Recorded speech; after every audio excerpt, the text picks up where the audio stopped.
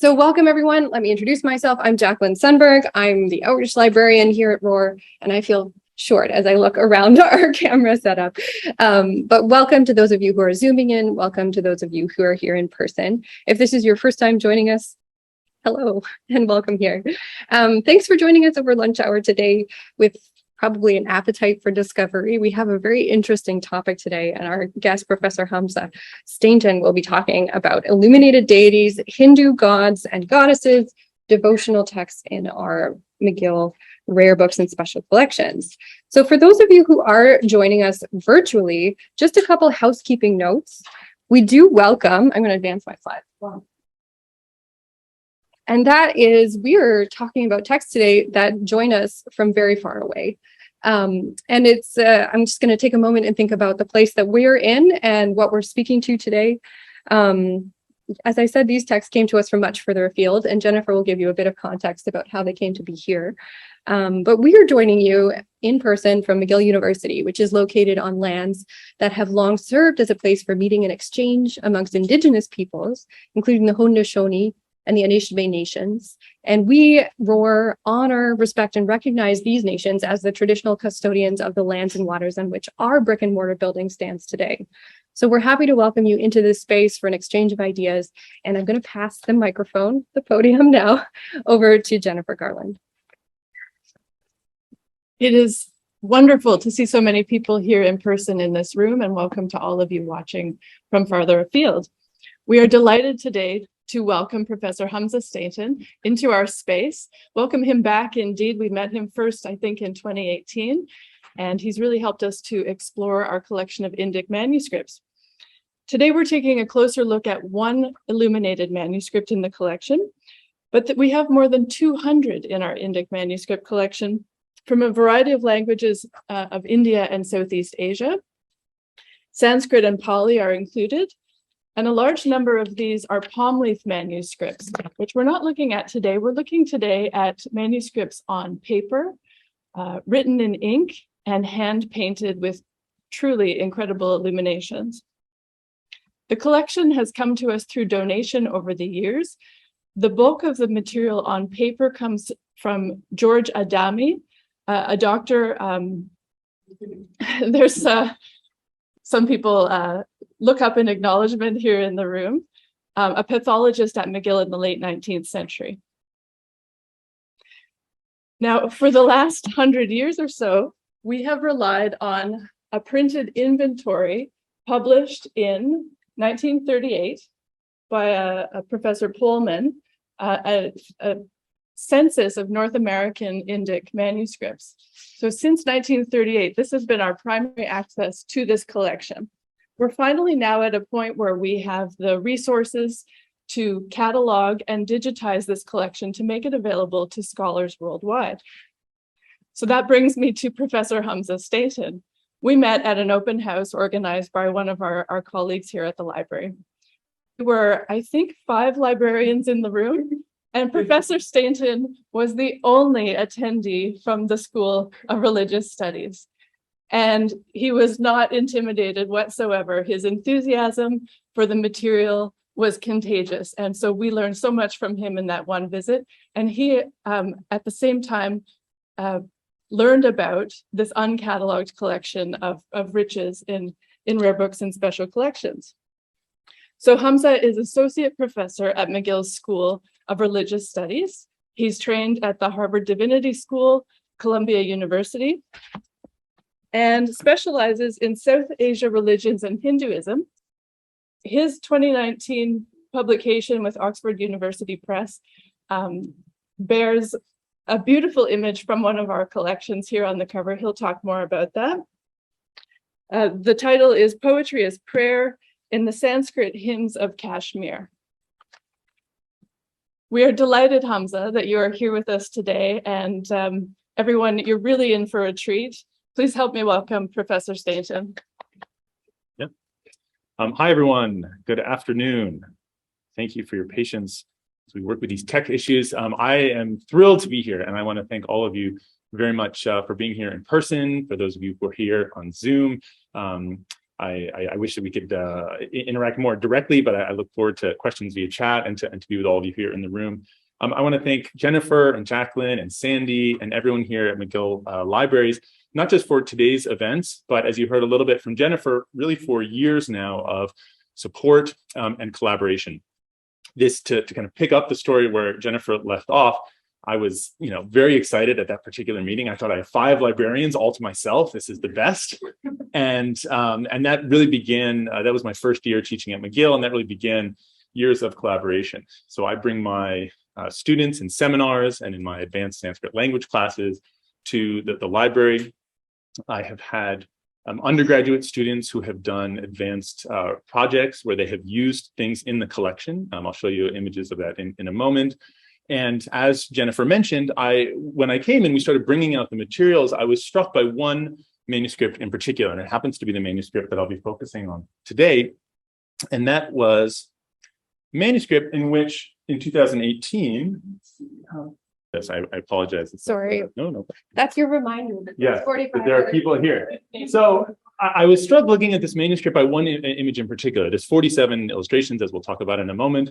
But I was struck very much by this particular image, which is a unique image. I have a colleague who's working on the history of actually the syllable Om and its representations. And this is the syllable Om in the Sharada script, a script from North India and specifically from Kashmir. And it's a wonderful image. Inside of this Sharada Om, this very important syllable, are different deities actually around and inside. So we see, for example, the goddess Durga on the bottom, the god Vishnu, we have Ganesha, Hanuman, and Shiva. There are 2 Shivas, and then at the very top we have Ardhanarishwara, the Lord who is half male and half female, Shiva and Parvati, Shiva Shakti on the 2 sides.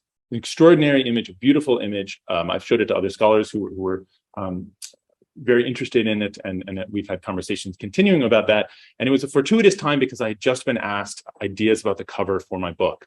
And this image is in a collection of manuscripts that are devotional hymns and devotional texts, which is what my book is about. And it's from the region of Kashmir, which is where the region that my book focuses on. So it was a very felicitous kind of moment to come across this. And so in 2019, it became the central image on the cover of my book.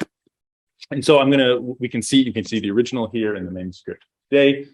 I mention this because there are unexpected ripples and pathways that come from meetings. So I came to one event that Sandy organized and met these librarians, and materials came out and students are working on things. And so as part of when this was becoming the cover of the book, we had this particular image scanned in a high quality scan. And we also had the whole manuscript scanned, and that was made available online. Well, when that happened, there were some scholars in Europe, some philologists working on manuscripts, similar manuscripts. They became interested, and it became part of a larger study of such large-scale composite multi-text manuscripts, as I'll talk about in a moment. So I just wanted to acknowledge the ways that sometimes these little sparks can, not to mix metaphors, but can ripple out, right, and then can have effects that we don't expect. And so it has been a delight to see that in the case of the McGill Indic collections. So this is just, I had an undergraduate student, Matea Bernie, who published an article. The quality is not very good of the digital things here, but you can see that she was using manuscripts. And so she was doing a translation of a text, and she was using a manuscript here in the McGill collections, as well as a manuscript at another university archive. So I just want to say once again how thrilled I am to have the collections here, to have them accessible, and that they have been enriching my own research and my own teaching in myriad ways. And I look forward to seeing how that continues in the years ahead. Let me just pause for a moment, make sure, can everyone in the back hear me okay? Is the volume okay? Great, I'm happy to hear that. So for today's talk, this is a lunchtime talk. So I have not written the whole talk. I'm going to keep it relatively informal, but I'm very excited to share about this particular manuscript. And this is McGill's Indic manuscript 36, which we have here in person, and from which the image, the beautiful Om image that I shared with you earlier comes. And in this talk, since time is limited, I'm going to do 3 things in this talk today. So first thing that I'm going to do is I'm going to talk about the physical manuscript. I'm going to talk about some of the features of the manuscript and connect it to some of the larger trends across manuscripts such as this, particularly in North India. Second, I'm going to talk about the contents of the manuscript, both in terms of the texts and in terms of the images. And finally, I'll raise a few broader lines of inquiry that I personally, at least, have been thinking about as I've been working with this manuscript. There are a couple of ways that it connects to some other projects that I'm working on. There's some questions I would love for one of you to research and tell me the answers to these questions, because I'm very interested in them. So I'll try to just raise some more open-ended questions at the end. And then at the end, we'll have a kind of Q&A session, and we can even ask about any of the images I've shown, or we flagged a number of images and points in the text here. I should also mention, I'm going to do my best. I recognize I have colleagues in the room who are experts in the field and know far more than I do about many of the things I'll be talking about. And then I know also perhaps that there are some folks who know almost nothing about the subject matter. So I'll do my best to try to span the full gamut of knowledge, and hopefully there's something of interest to people of various levels of familiarity with these materials. So, Indic manuscript 36, the physical manuscript. You can see this is another image from the manuscript. We have, this says number 36, but we also have the Pullman. Jennifer was mentioning the census of manuscripts in North America. And so it's Pullman number 930. And when I first got here, the only way we could access some of these was by looking at the handwritten marks inside the Pullman catalog that we happened to have. And so it was which manuscripts had check marks that we knew. That's the one that, okay, we have in the McGill collections. And so it's been really great to see these collections become more and more accessible. I mentioned that there was some scholars in Europe who were interested in these manuscripts. Apologize if that's a little blocked there, but there's a scholar named Camilla Formigati, who is currently working with the Bodleian Library at Oxford, as well as working with the library at Cambridge, who works with, he works on codicology and the study of manuscripts. And so he became very interested in this manuscript when we made it available.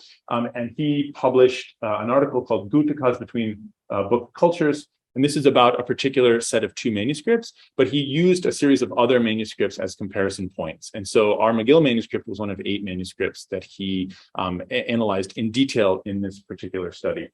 I mention that because I am not a codicologist. I am not an expert on papers and inks and these types of things. And so I am drawing heavily on his descriptions and analysis of the manuscript in what follows, although I do also incorporate my own kind of observations working with the physical manuscript. And what I am is I'm a scholar who works on the types of texts that we find in this codex. I also mentioned that I'm not an art historian, so I have great appreciation for the illuminations, and I'm trying to think about the relationship between the images and the texts, but I'm far from an expert on those images.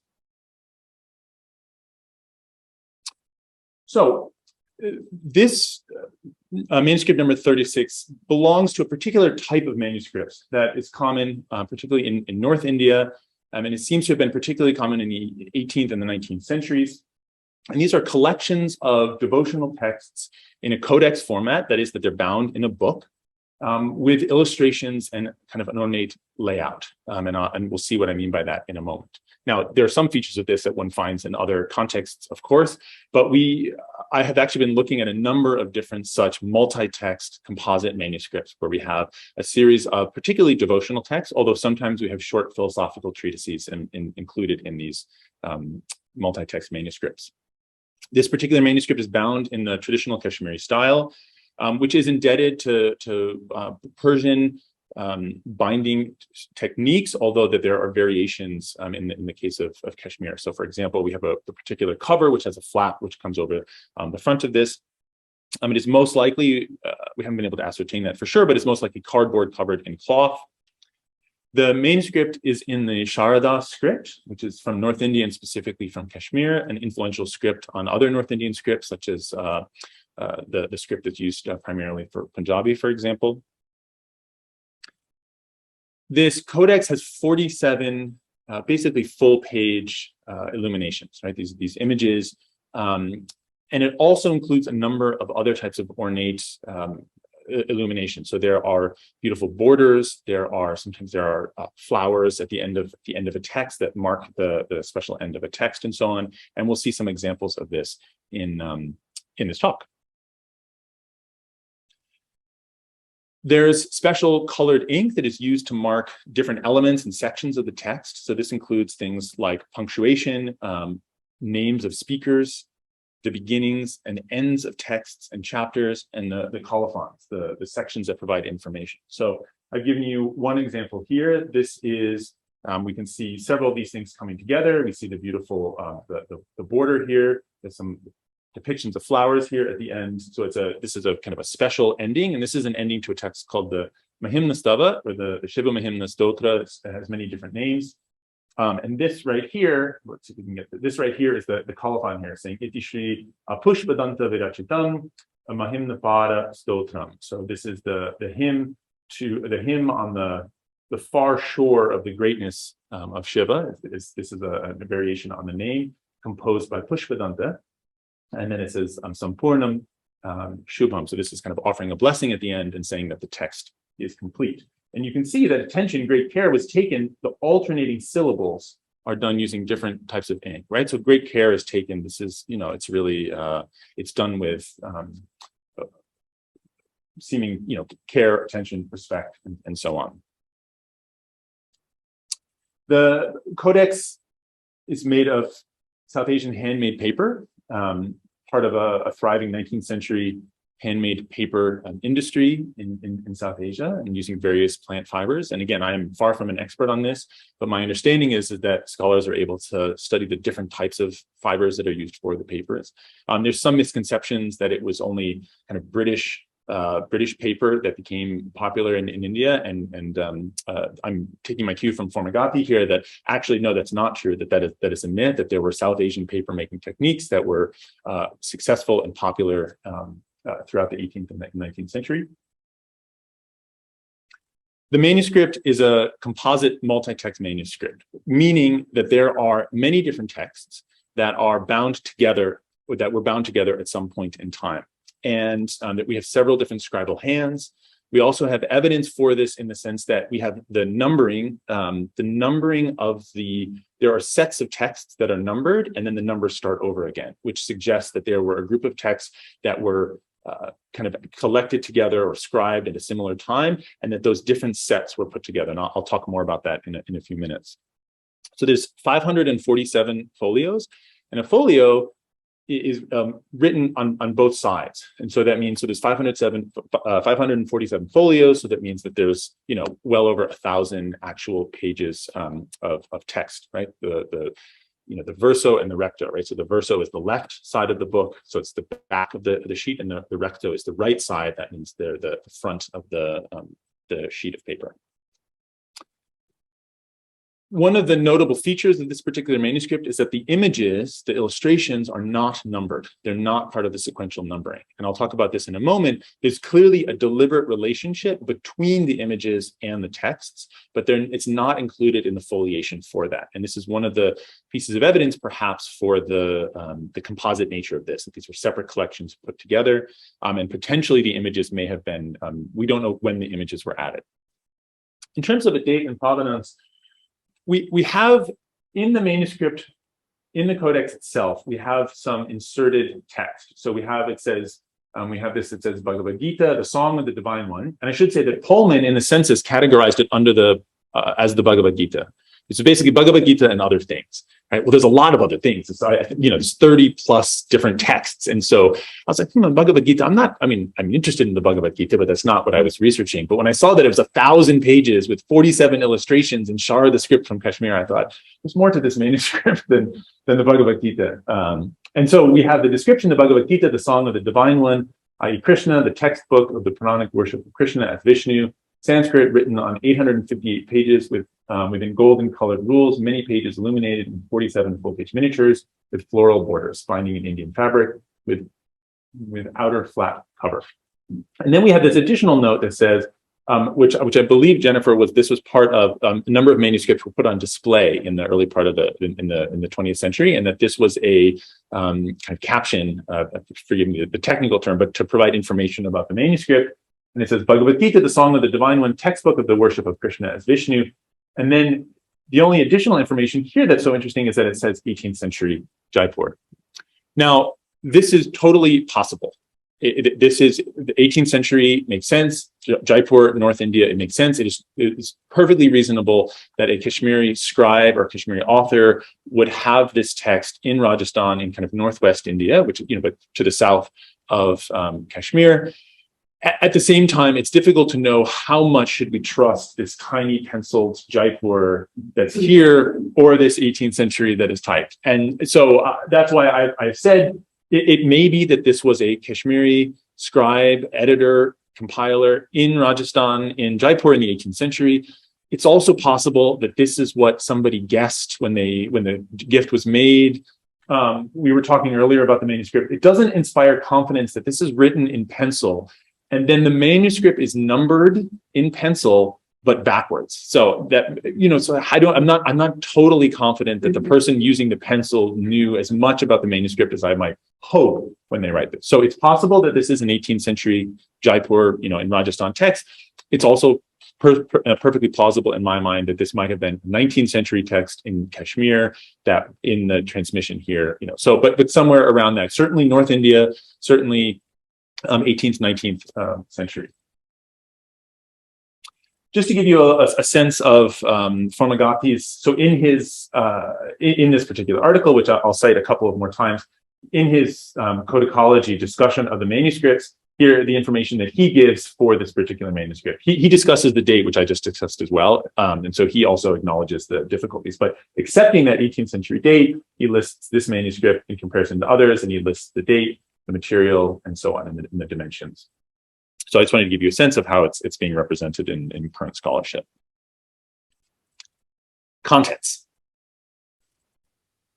We're only really just beginning to study this manuscript and the other manuscripts here in the Indic collection. I have not read the whole manuscript. It's Sharda script. I read Sharda script, but more slowly than I read other scripts. And so I spent plenty of time with it, but there are still many secrets and treasures to be revealed that the manuscript contains. But we do have, Formagati puts together this list of the contents.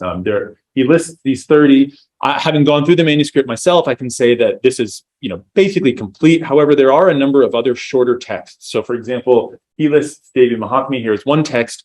It's true, but there are also a number of, there are ancillaries to the Devi Mahatmya. There are materials that go before and after traditionally that are included in our manuscript here. And so it's also possible to count the number of individual texts as actually being higher than this number. Some of these are well-known texts that some of you may be familiar with. I mentioned the Devi Mahatmya. We also see the Bhagavadgītā. Most of these are either part of a larger text with an author like Vyasa, if in the case of the Mahabharata and the Bhagavadgītā, or we do have some author text. So this Bhairava Stotra, number 13 here, is a famous hymn by the Kashmirian author Abhinavagupta. And so we do have some texts by known authors. Other texts, most of these have titles. They're stotras, which means a genre. It means a hymn of praise, a kind of a devotional address. But there are also, for example, Ganesha Namani. So these are the names. These are texts that consist primarily of the names of a deity, either Ganesh, and there's several others. There's also some preparatory. Preparation texts. We've Snana Vidhi, the first text, right? This is the kind of ritual bathing, but there's also other types of invocations and praise and things like that at the beginning of the codex. The texts are grouped. Let's see, do I want to go into that? Yes. So I'll talk more about some of the specific deities. Again, this is from Formagati's article, his discussion of those contents. The texts are grouped. I mentioned that they're numbered, and so Formagati has listed very helpfully listed the sequence of the texts. And so, for example, we have 30 folios that contain these different texts, and then we have 49 folios that are numbered 1, 2, 3, 4 up to 49, etc.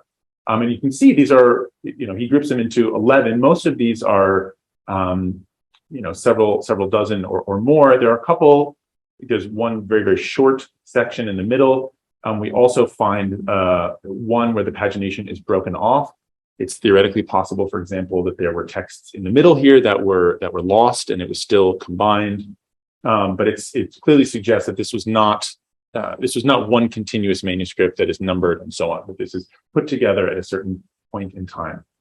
Now, in his discussion of these sets, which again, extremely helpful, What we don't see here is we don't see these 47 images. We don't see what is the relationship between the images. They don't all happen. They're not all at the end, and they're not all at the beginning. They're interspersed throughout. And so that's one of the things that I'm going to highlight in the next few minutes, is thinking about some of that. But just to give you a sense, we can see. So here's a page of the manuscript, and we see this is the start of the text, Om Namah Shivaya. This is actually part of a text called the Rudra Mantra. But what I want to highlight here on the bottom right here is that we have an abbreviation for the name of the text. This is Ru and Ma, so for Rudra Mantra. And then we have this is actually the number 1 in the Sharada script. And so this is the first page of this particular text. And actually the foliation, the numbering goes across texts, but the abbreviations will change. So in this set, we have Rudra Mantra. This is the first text. The numbering continues all the way up to 30, but the abbreviations changes for which of the particular texts one finds. I'll show you a page from the Ratna Panchaka Nama Stotra in a moment. So I'm just trying to give you a sense of how we have a lot of information, kind of self-organization of such codices.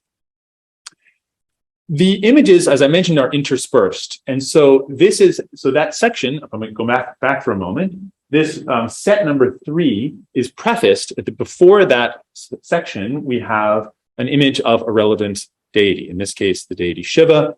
This is a particular form of Shiva, the 5-faced Shiva, presumably Sada Shiva, a form of Shiva that is a long history in Kashmir. I'm going to avoid going down the road of too much on any particular deity. I can certainly do that in the Q&A if you would like. But so this is an image of Shiva on the bull with Parvati, and this then leads in. But you'll notice that there are no page numbers or any kind of markings here. And to give you a kind of a better sense of this, I'm going to show you an example of the foliation broken by the images. So here, this is a text, the Ratna Panchaka Nama Stotra, and here we have the numbering here, and then we have a blank page. Another image of Shiva, and then the text continues mid-word. Actually, the word it's right in the middle there, and so it seems pretty clear that the timing may not be clear, but that as it was compiled together, the images were inserted separate from the numbering of the individual sets. And then here's the ending of that. Particular text. So now what I'd like to do is I'd like to show you some images of some of the different deities here in the text, and I'll try to mention the context in which they occur, so we can explore these contents a bit more. We have some deities that are quite local, actually, to Kashmir. So, for example, this is the Kashmirian river goddess Vitasta. Vitasta is the Sanskrit, the older name for the modern Jhelum River, which is a goddess who's worshipped in Kashmir, and it goes along with a hymn to Vitasta. And so, we have a clear connection between the image and the hymn, and then we have this kind of local connection. I'm going to talk more about some texts in a few moments that are more widespread and more known across regions. And so it's interesting to see how there's movement between regionally, locally known figures, and then kind of pan-South Asian figures as well.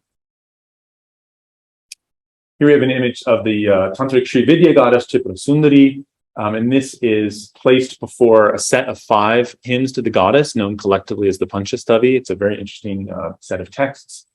And there are a couple of different images of Tripura Sundari in this manuscript. She's usually sitting on the supine form of some form of Shiva, usually Sadashiva, actually. And then there are 4 male deities as the kind of supports for her throne. In this particular image, we only see 3. We see Brahma, Vishnu, and Shiva. I'll show you. I'm showing you all the images that I'm showing you are from Indic manuscript 36. However, I'm going to show you one from another one of the manuscripts that we have here. This is from Indic manuscript 39, in which we also have another image of. Here is Tripura Sundari. Again, similar composition, except here we have 4 deities. Sometimes it's said to be Brahma, Vishnu, Rudra, and Ishvara. There's different identifications of the 4 figures. And just to give you, and once again, it's paired with this Panchastava, also called the Panchastavi, this pentad of 5 hymns to the goddess Tripura Sundari. To give you a kind of modern comparison, Here you can see a kind of, kind of pop image of Tripura Sundari lying on this supine figure with the 4 deities around the base of her throne. So just to give you a sense of kind of manuscripts and modern images. The kind of cover image for this talk is the image of Jwalamukhi, a goddess, also a local goddess in Kashmir and in Jammu. There are multiple temples associated with Jwalamukhi, she whose mouth, mukha can mean face or mouth, she who has a flame mouth, and there's the story, for those of you who may know the story of Sati and the 51 Shakti Pitas, these kind of sacred sites, sacred goddess sites associated with parts of the goddess's body as they are become, there's a story in which she's dismembered and then the body parts become these sacred sites on earth. This is the site associated with her tongue, which is then associated with fire. And there are some temples, for example, where they say that there is kind of natural gas and fire that is emerging from the rocks. And so it's said to be her presence in the form of this naturally occurring fire from these temples.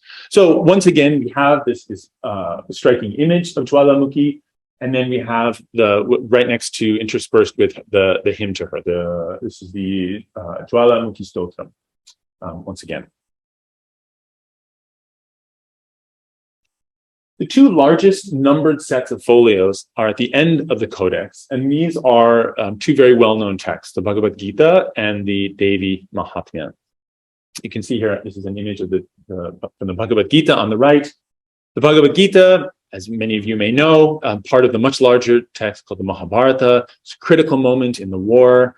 We can see here where we have Krishna, the charioteer, with Arjuna, the warrior, and the text, while part of the much larger Mahabharata, circulates independently and also circulates with ancillary texts as well, including in some of the manuscripts that Formagati is analyzing in his work. And so it circulates independently. There's 18 chapters, and it is a popular text for recitation. There for different times, sometimes for devotional activities, but also sometimes recited on someone's deathbed, for example. So the Bhagavad-gītā is a text that is for both personal devotion and in certain specific ritual contexts, has circulated widely. In our manuscript, this manuscript 36, the illustrations are inserted around each of the chapters, so before and after, essentially, that in between each of the 18 chapters. And so we have a lot of images connected to the Bhagavad-gītā.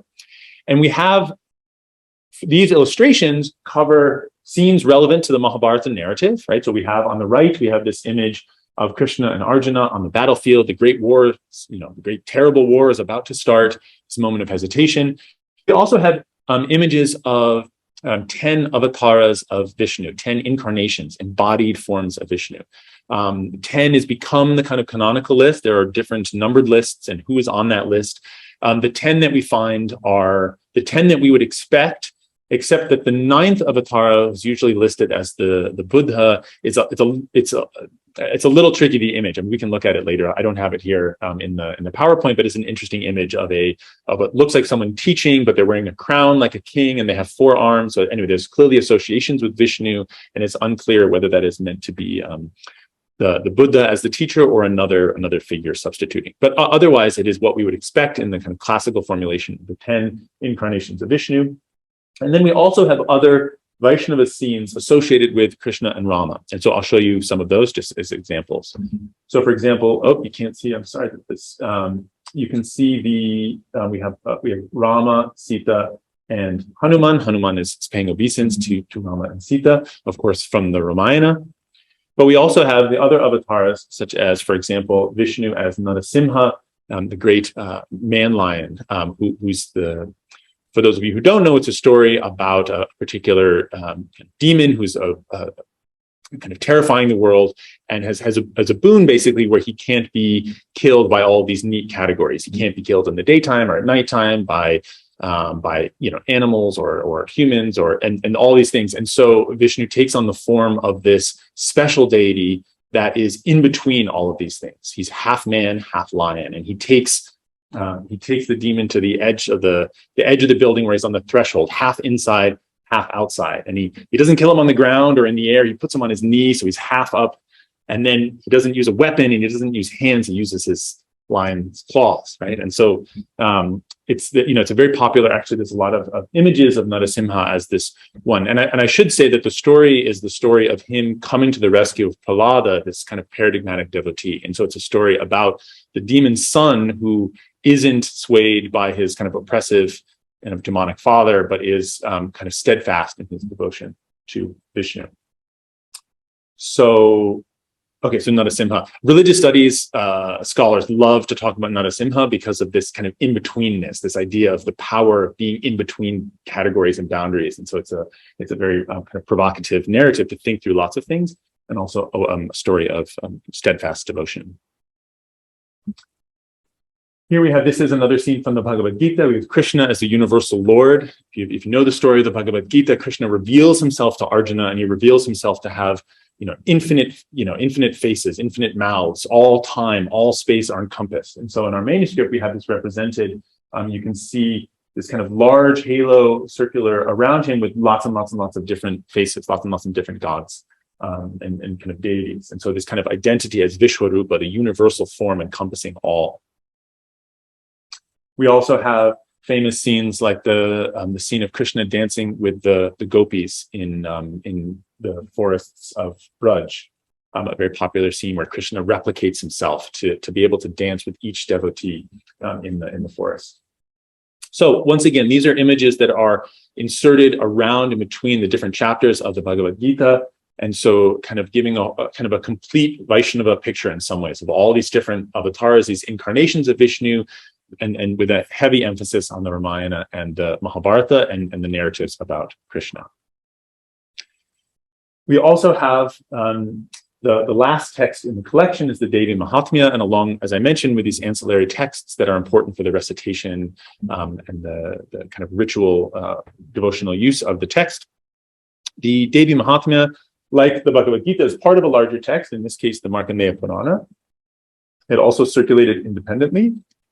It's a particularly great text for us to be invoking today, because yesterday was the celebration of Vijayadashami, and the preceding 9 nights were what is known as Navratri.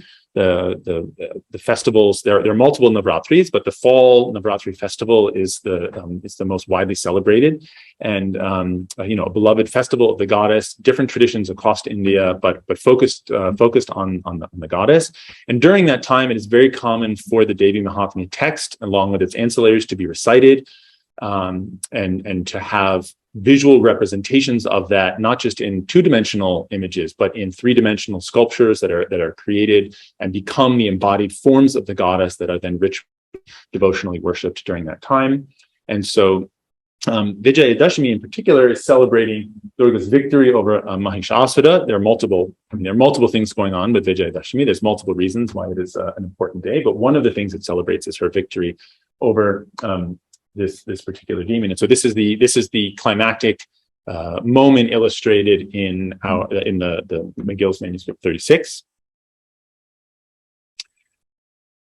For the sake of time, I haven't included more of the images from the Devi Mahatmya, but there's some really interesting images of her as some of the specific Shaktis, some of the specific powers that are described in the Devi Mahatmya. For example, she is the goddess, as kind of the great goddess, is the collective power of all the individual goddesses, the individual Shaktis. And so, for example, there's the old Vedic deity Indra, but there's also the goddess Indrakshi. And so there's a hymn to Indrakshi earlier in the composite manuscript, and there's also images of that particular Shakti, that particular power, the goddess as Indrakshi.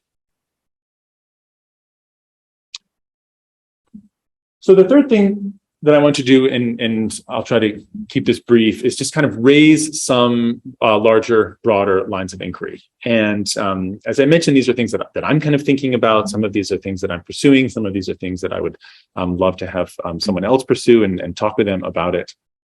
It's clear. So the first is thinking about manuscripts and religious life. And I'm a scholar in religious studies, and so thinking about what's the relationship between physical manuscripts and religious life? Because it's easy to have this be overlooked in our contemporary digital world, where most of my students, I have to kind of push them to actually take a physical book out of the library these days. That a physical book, that their use, their place in ritual life, their place in kind of devotional worship, but there's also distinctive things about book culture. So, for example, the act of, well, first of all, of keeping, maintaining, honoring a book. Where does one keep a book, right? Does one put a book on the floor? No, right? How does one treat a book? And so that there's kind of basic levels of that. But then there's also the acts of reciting, right? Reciting a book, engaging with the book as a religious act. And then also the act of scribing, right? The work that goes into painstaking, careful work that goes into taking care of these books. It seems a number of scholars have begun to piece together the evidence for the use of such manuscripts. I think there's going to be a really great book on this in about 10 years as people kind of piece together various different things. It does seem that such collections were put together for personal use. They were used as part of individual personalized worship. There are sometimes instructions in some cases for how to use them in worship. I'm just going to give one example, a very basic example from manuscript 36. This is at the end of a particular text. It says it basically gives information about where the text comes from. It says that this text is finished. This is the Jwala Nama Sahasram, Sampurnam Shubham, and then it says Shubham Astu Lekaka Patakayor Iti Shubham. So this is basically blessings to the one who recites the text, and also the one who writes the text, the one who scribes the text, right? So there's this real recognition from within the culture itself of the role of the reciter and the role of the scribe. And so it's easy to lose sight, I think, of some of these scribal practices. And so, paying attention to physical manuscripts is one way to think about the history of religious traditions, individual religious practices. I can't help taking a moment to plug philology as kind of rigorous study of text and manuscripts and so on. I think that there's a tremendous amount of value in studying manuscripts. I'll just make a pitch for one or two reasons why. One of the reasons why I think it is so important and valuable to study manuscripts is to avoid relying on the same limited set of texts to interpret a long history. When oftentimes the number of sources that have been important and the relationship between those sources is oftentimes lost when a small set of texts gets focused on again and again. This is not to say that the Bhagavad-gītā isn't really important. Of course it is. I would just argue that understanding the Bhagavad-gītā in relation to some of these other texts where that have never been published. I mean, a number of these texts have never been published, certainly never translated. And so working with manuscripts is one of the things that gives us access to the kind of richer contexts in which some of these prominent texts, like the Devi Mahatmya, like the Bhagavad-gītā, can be understood as important. Working with manuscripts helps us understand the complex history between texts. It helps us study the reception history. How have texts been used? How are they important? For example, I didn't talk about this in this manuscript, but in other manuscripts where they're all devotional, kind of liturgical texts, and then there's one philosophical text that people would only study now in a published book as like a philosophical text, but actually seems to be more, in the context of manuscripts, actually seems to be more engaged with in a devotional way, right? So how does that help us change our relationship to certain types of texts?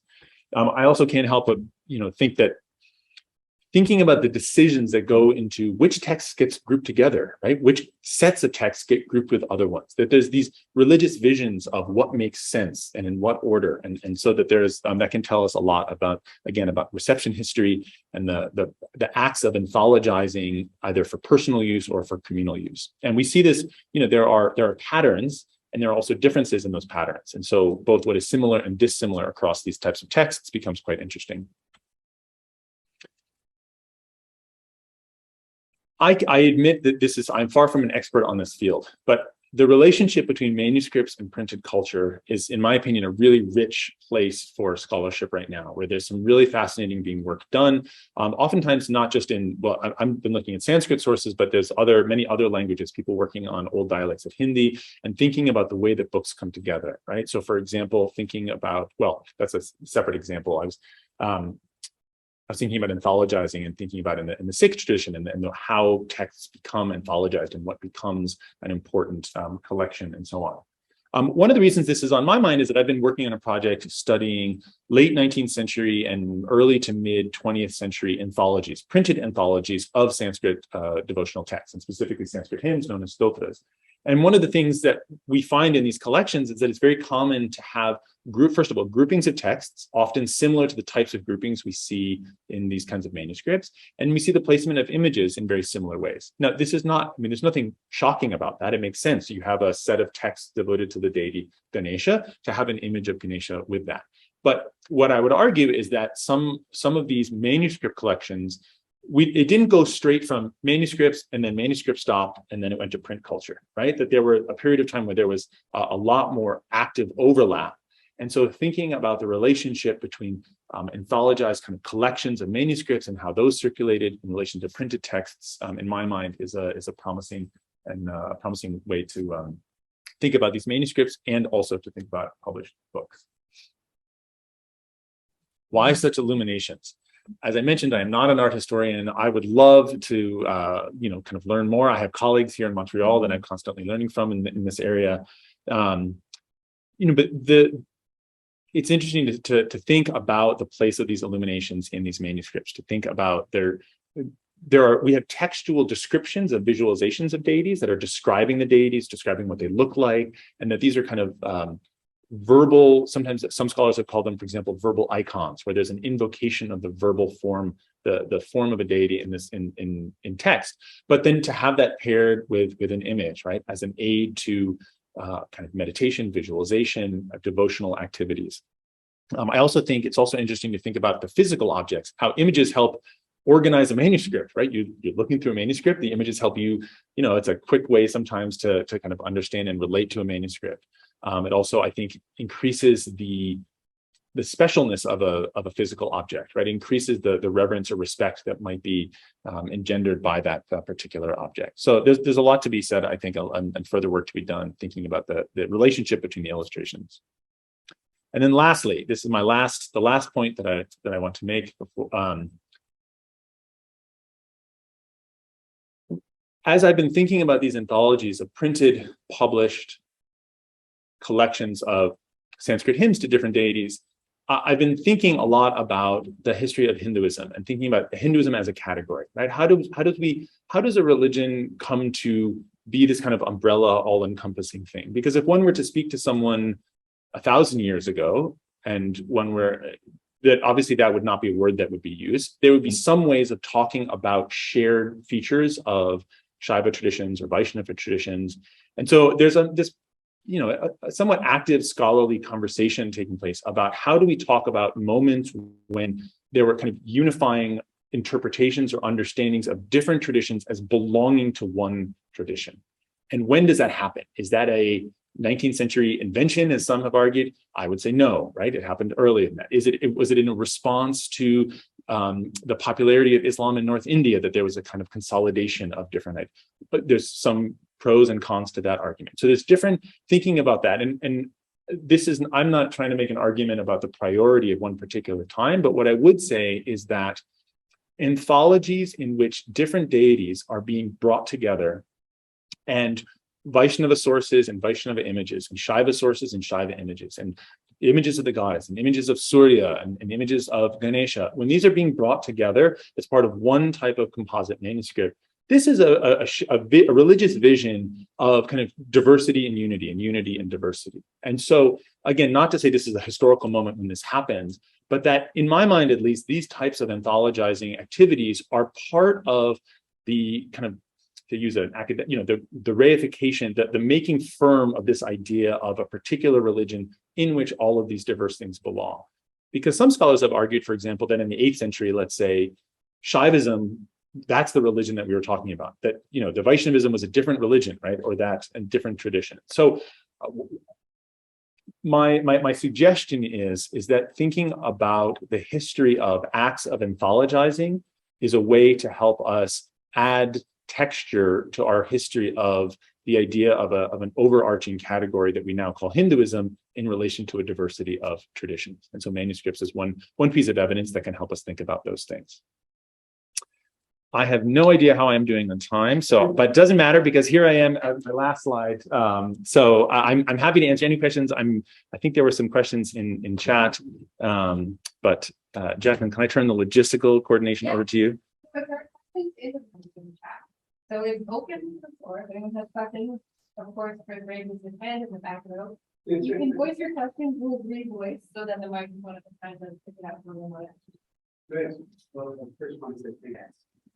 Jacquelyn, you want me to repeat the question? Is that correct? Yes. So okay. So thank you, Chris, for that great question about thinking about who are the audiences, who are the compilers, the editors, who are the people for whom these texts mean something, and what can we possibly glean about their social position historically. So it will differ based on the manuscript. So I'll speak about this particular manuscript in a moment. I will say that the published anthologies that I've been looking at, the Sanskrit involved really ranges from very beautiful, ornate, sophisticated, ambitious Sanskrit to very simplistic, repetitive lists of names that would be familiar to someone who doesn't know Sanskrit, but is familiar with a different North Indian language. And so I do think that there is a wider audience for some of these types of, I'm thinking in particular of these published collections than one might think because of the type of Sanskrit. And so people usually can, it's an easy, it's easy to split and say, well, elite Sanskrit, popular vernacular, but it's more complicated than that because there's extremely difficult and sophisticated compositions in old dialects of Hindi, for example, and simple things in Sanskrit. So I want to keep the picture complicated. However, in this case, when we're talking about Kashmir, by the time of the 18th and 19th century, the Kashmiri Pandit population was a very learned community, an exceptionally kind of learned community that was that there were many people in Kashmir converted to Islam over the course of a number of centuries, and so the Hindu population of Kashmir by the 18th and 19th century was a minority, and what that minority consisted of was largely Brahmin and communities with an extremely rich history of learning behind them, and so an exceptionally rich history of learning. So this is one of the reasons why we have a lot of texts from Kashmir, and why reading Sharda is such an interesting thing to do, is because we have access to many manuscripts that have been preserved by the academic culture, the learned culture there, and also by the weather and other factors. So all that to say, these were almost certainly Brahmin Hindu men, probably almost certainly. Although there are, we do have, we have narratives of, about learned women and women teachers and so on. But beyond that, we don't have a lot of information about these particular figures. There are some manuscripts where we actually know the lineage. I'm working on a critical edition of some texts where we actually have a lineage of the whole family, including down to the 20th century. And so those are, but they fit that mold as well. Next up, I will ask one from the online crowd. So first off, thank you for the great talk. And this comes in from Raj Balkaran. Apologies if I mispronounced. Maharaj, good to see you, Raj. You can correct the pronunciation for me. So thanks for the great talk. Does the manuscript collection suggest any sort of connection of purity between the Bhagavadgītā and the Devi Mahatmya? Fascinating parallels in both, and how both texts are narratologically trained. So we don't have any sense of hierarchy among the texts in the collection, as far as I can tell so far.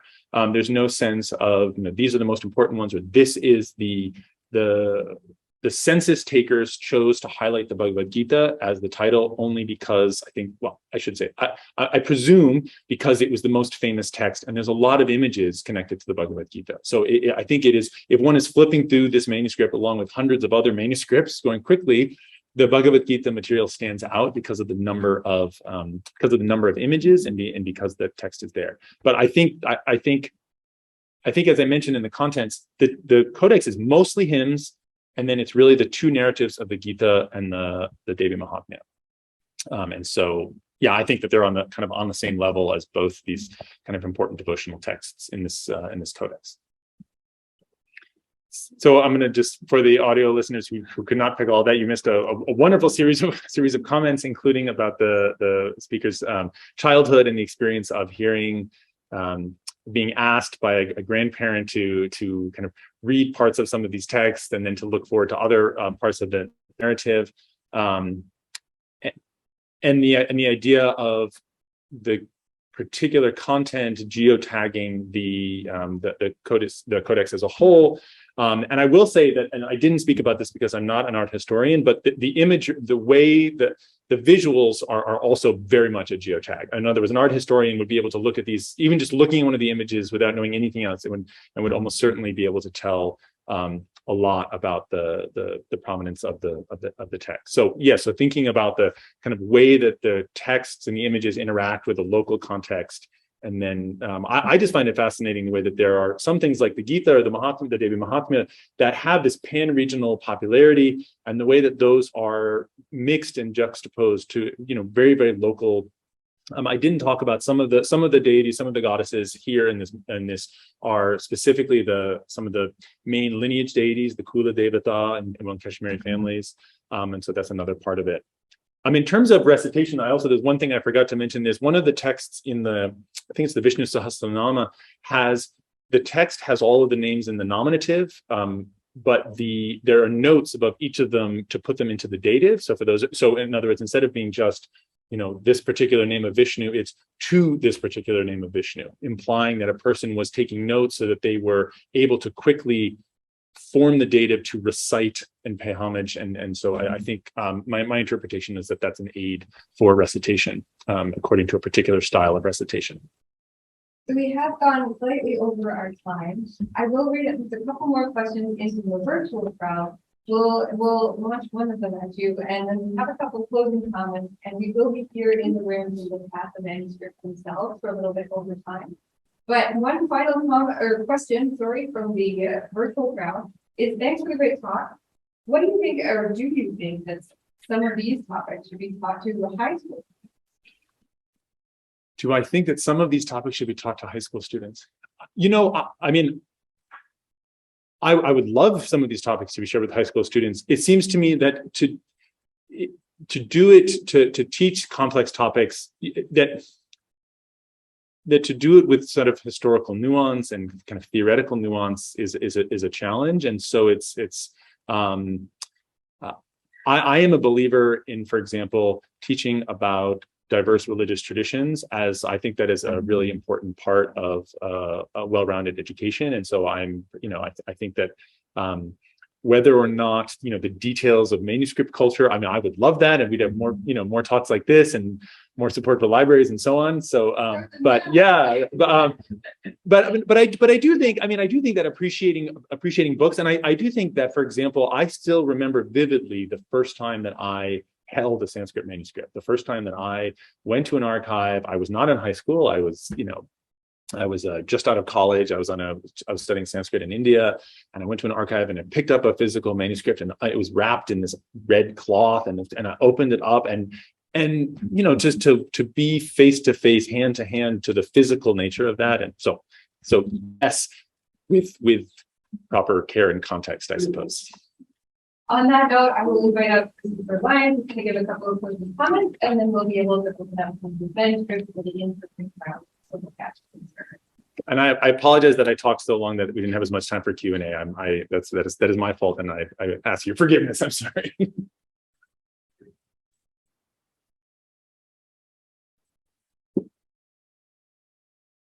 If this was limbo, this wouldn't be hard at all. Well, I look up to you. I'm sure most people look up to you. I just wanted to say thank you very much. And I want to put this in a particular context to close off. And I don't, close is the wrong word, as you'll hear in a moment. So I got all excited when I heard that George Adami was actually the person who gave this to me. And this is because I experienced cognitive dissonance. So we have an 18th century text from Kashmir, maybe Jaipur, that would have gone through many generations. Now, George Adami is interesting because he's a pathologist. He is actually one of the world's best pathologists and is here at McGill in the Royal Victoria Hospital from the 1890s to about 1919. He becomes Vice Chancellor of Liverpool and dies there about 1926. So my guess is this may have been something he gave to the library, or the collection may have been something he gave to the library probably around the time he left Montreal. So say, you know, not going to bring everything with him. Maybe he decided to do that. Who knows? It raises all kinds of questions about why a pathologist, as far as I know, with no connection to India or Hinduism, is collecting these. Where did he get them from?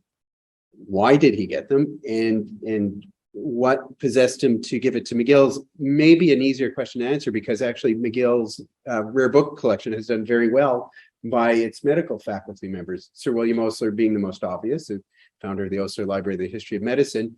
Casey Wood, who, ophthalmologist, created one of the most spectacular collections in the field of natural history, as Sir William Osler had done in the field of the history of medicine. And now yet another one of this triumvirate who has contributed to our collection. So that in itself makes me really curious about what was going on. But okay, so we get this about 100 years ago, I'm guessing. And as you can see, we probably were on display and stuff like that. Scholarly engagement, though, perhaps not until recently. So the hearing that an open house where the librarian to visitor ratio was by a factor of 5 is, on the one hand, sounds like a horrible use of library resources in that sense. But on the other hand, what has come of it, I think, is extremely exciting. And this is what I want you to think of now before you get to look at the originals. And I love the idea of the excitement of touching them and what that means, because it's a visceral thing that, regardless of someone's age and background, I think always has this magical effect on people. The other thing is seeing that the spark that led you not only to do your own research, but then to have your students do research. Again, if we use anthologies as an analogy, it's like the different chapters or periods of time that these manuscripts have gone through, and hence another one. And this is an important thing, is it's another chapter in a continuing series, or another section of a continuing series. And I'm looking around the room and addressing people at home and anyone else who hears this. This is what we're all about.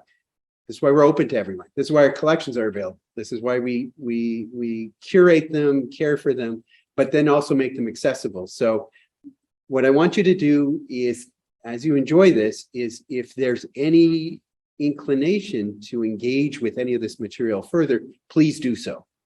This is what we're here for. This is what we live for. This is music to my ears. It was a wonderful way to feel validated for all the work we do. So thank you very much. And I'd like to